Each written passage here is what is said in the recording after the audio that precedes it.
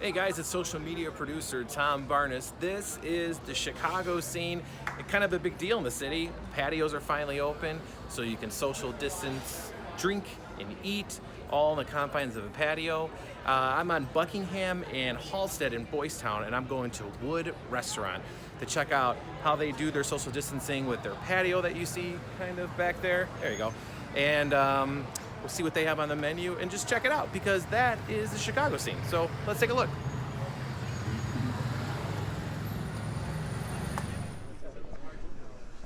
All right, I made my way across the street here at Buckingham Halsted, and I'm here with Franco Gianni. How you doing, Franco? Good. How are you doing today? I'm great. So you guys have been doing the outdoor dining since Chicago has been open to do so, correct? That is correct. Yes, we opened on the day that they allowed us to open, and as you can see, our patio is doing great during this time. We're doing what we can for social distancing. We're putting the butcher block paper on the tables. We've even put little bottles of hand sanitizer on every table for the customers. And then after that, because of the patio weather has been so accommodating. I know Chicago's lucked out with weather this late spring, early summer. So what we did is we expanded our patio into this area here where we put concrete down and just were able to add another 16 seats. So this was not a patio up until this year. It wasn't up until last Wednesday. Oh, this is really new. So Wednesday we poured it. Thursday we started. We'll take a look at it. Yeah. And how was that difficult to get done with the city? I'm lucky. I have a family member that works in the industry of with concrete and landscaping. Mm-hmm. So with that said, he was able to come and do it in one day and be done for us. So for people who haven't been here before, why don't you tell folks what they can expect when they come in here for their experiences, dining and overall experience? Our restaurant has been here for 8 years, and we've been always working with local farmers and produce companies. Mm-hmm. So we're pretty much a farm-to-table restaurant. Our menu focuses heavily on the pork product and house-made pastas, and everything is made in-house here. And so when the people come in, we open for dinner nightly at 5 p.m. And like I said, since we've been open for the outdoor patio, we've been able to fill the seats on a regular basis. So the experience, I think that people have been very happy. Our chef, Devin Kreller, started the week before this pandemic went down. Wait, that's when he actually started working here? That is correct. So trial by fire, huh? Right. He came in with a fantastic menu that he wanted to showcase, but with the pandemic, we've had to pivot, and our menu changed dramatically for more carry-out and delivery friendly. But now that we're back in business and the patio is open, and next Friday we'll be able to open our indoor patio at 25% capacity, his menu has become what he wanted it to be in the first place. And before we get to the menu, because I know we're going to talk to Chef in a minute, how you guys are opening up this Friday because the city's allowing for it, right? This Friday we'll be able to open at 25% capacity, and I can actually show you if we walk inside. Yeah, why don't we We're planning on setting up the room. Yeah, I'll follow you. Sure, right this way. Let's go.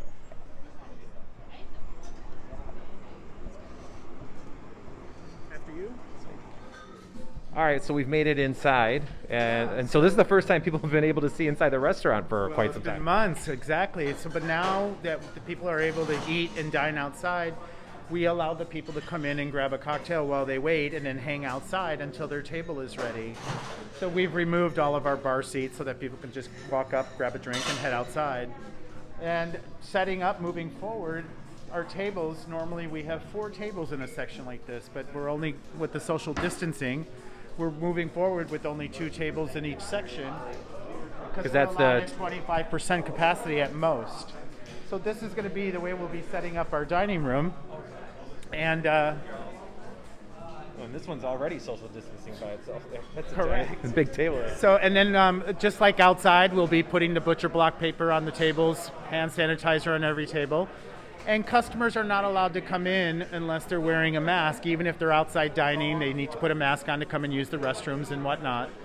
And that's our goal, is to minimize the risk moving forward. Our staff has all been brought up to speed on what is necessary for them to follow the guidelines. So mask wearing, washing hands constantly. And I think we're doing a great job here. How do people find out reservations and all that kind of thing, especially for the indoor space? Right. Well, we are available on OpenTable, but during the outdoor dining section only, we've been doing just walk-ins and no reservations because it's hard to keep those reservations happy if they walk in and their table isn't ready. So it's all on a first-come, first-served basis at this time. Now that we'll be opening indoors on Friday, OpenTable will open up again and will allow those 30-plus seats to be available for reservations. And some of the things that you have, you were highlighting. Explain again your highlights and what we're going to see from Chef in a little bit. Chef is going to be preparing a very simple fresh mozzarella and heirloom tomato salad that can easily be made at home if people are interested in learning how to create a new dish. He, like I said, he manages to bring in a half a pig and break it down and create a lot of dishes, but some of them are a little more time consuming. So for the purposes of, teaching people how to create their own dish, we try to minimize the time that it takes to make that happen because everybody's on a time schedule, it seems like these days. All right, so why don't you walk me over there and we can get started? All right.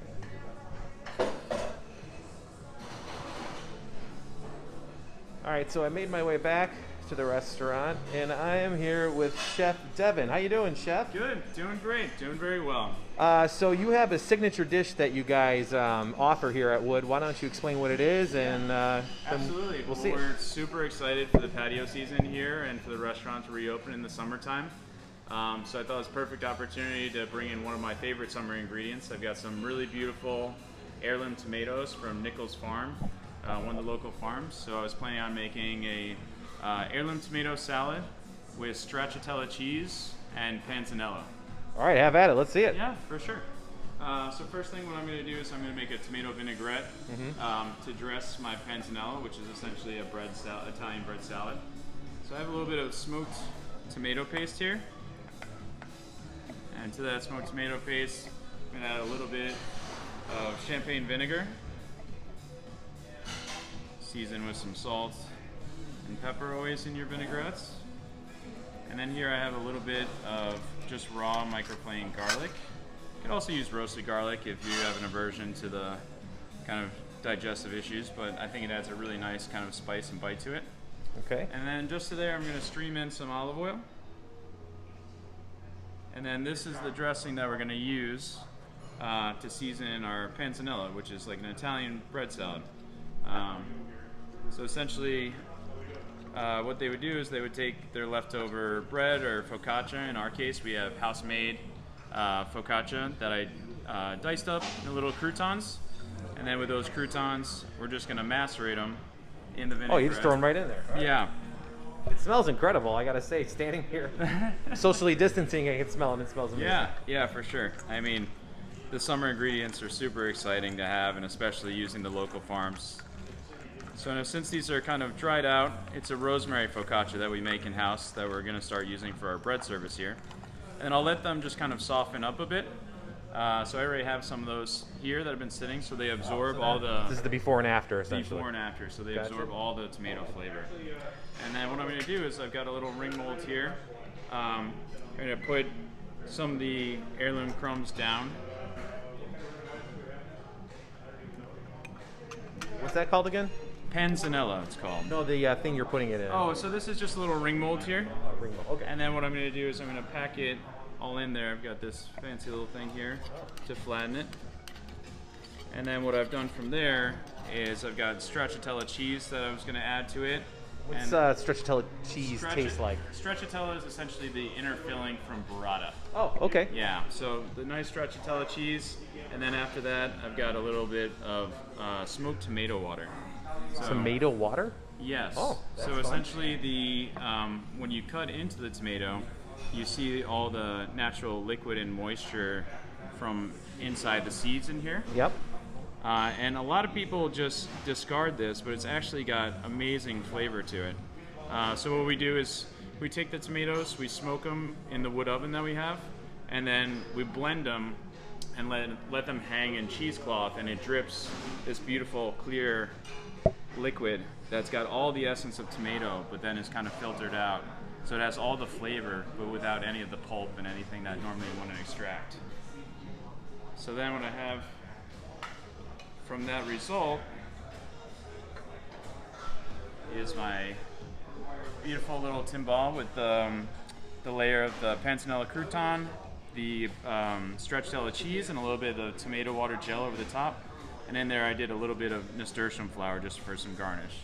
That's incredible. That I never would have thought that was a salad. It almost looks like a cake of some kind. Right. So that's basically the center point. So, you know, the play on caprese salad, just sliced tomato, mozzarella. So we're just kind of bringing it to like one more level. And now what I'm going to do simply is then just highlight these beautiful heirloom tomatoes. So I cut a window into these, and I have some of the nice, beautiful seeds here, which have a nice flavor and texture to them.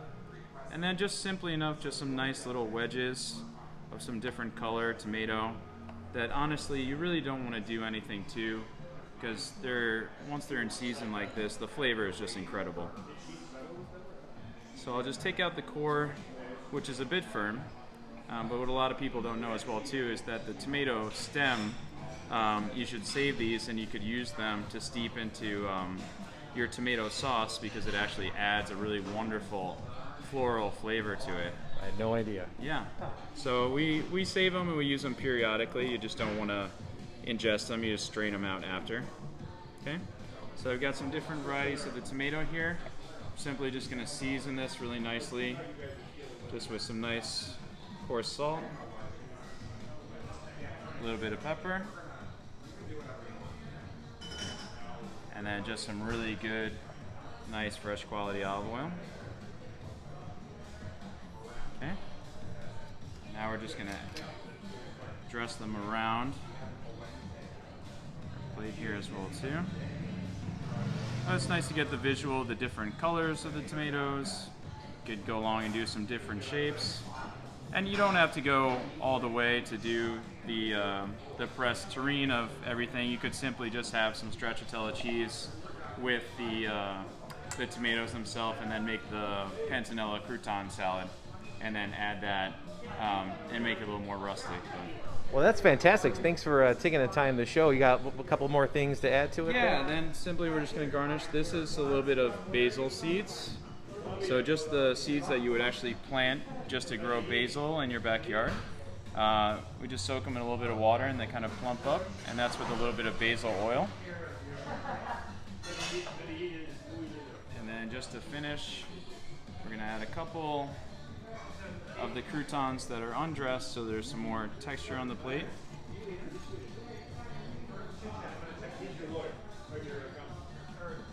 And then I have some nice greens here, just local kind of spicy mustard greens and watercress, just with a little bit of olive oil.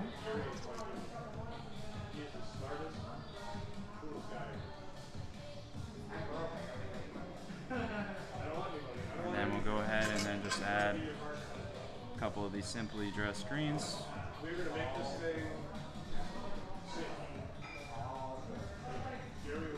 So people should ask for what again? What is this called? So when they come in here, they can ask for This is going to be our signature heirloom tomato salad with stracciatella and panzanella. And anything else you recommend for folks when they come in? Anything that speaks to you right now? Sure. I mean, one of the other things we're doing in-house is we're doing a lot of our own butchery and charcuterie. So we're getting in whole pigs from Catalpa Grove Farm. So we're good friends with Trent, the farmer there. So we're using that in a variety of different dishes in our charcuterie, our house-made capicola and pate. We also have a pork duo on the menu as well too. And we're using local grits from a neighboring farmer that mills them himself in the dish as well too. So we're really just trying to highlight the season and the farmers as well too in the area that are working so hard and really deliver such great products. So yeah, if anything, if all of these look with the quality of this, I think people are going to be extremely happy. This looks amazing. Thank you very much. So. Yeah, thank you. All right, well, welcome to the neighborhood. I know you just started during the pandemic and you've had your hands full, so hopefully now things open up and slow down for you a little bit, and enjoy the ride. Yeah, thank you. Yeah, Appreciate no problem. Thanks so much. Yeah, no problem. Awesome. All right, so that was Wood in Boys Town. You saw their signature salad they have for the summer. They're going to be seating inside up to 25% capacity. They're still doing their outside patio as well. It's right at the intersection of Buckingham and Halsted in Chicago. And that is the Chicago Scene today. If you have any suggestions, give me a holler. TBARNAS at WGNTV.com. TBARNAS at WGNTV.com. Thanks a lot.